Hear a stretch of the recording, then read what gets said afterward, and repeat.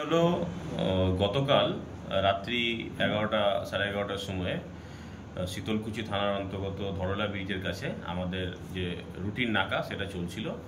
সেখানে শীতলকুচি থানার একটা টিম উপস্থিত ছিল। তো তখন একটা সাদা স্মল ভেহিকেলকে আমরা ইন্টারসেপ্ট করে থাকি। তো সেই গাড়িতে ড্রাইভার সহ আরও 3 জন ছিল। তো আমরা যখন তাদেরকে তল্লাশি করি গাড়িটাতে, তখন গাড়ির যে পিছনের সিটে আমরা দেখি পিছনের সিটের তলাতে প্রায় 15 কিলো গাঁজা সেখানে ছিল। তো সেটা আমরা তৎক্ষণাৎ সিজ করি এবং ওই গাড়িতে 4 জন ব্যক্তি ছিলেন ড্রাইভার সমেত।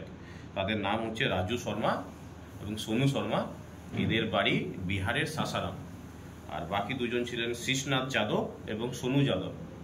এদের বাড়ি হচ্ছে কুশীনগর, উত্তরপ্রদেশ।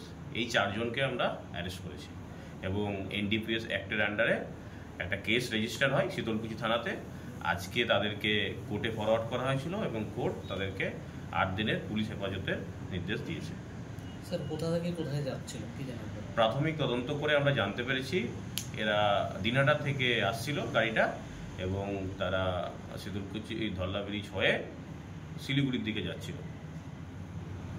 স্যার, গাড়িটা কোন জায়গার গাড়িটা ইউপি রেজিস্টার আছে, বিহার পুলিশের রেজিস্টার আছে।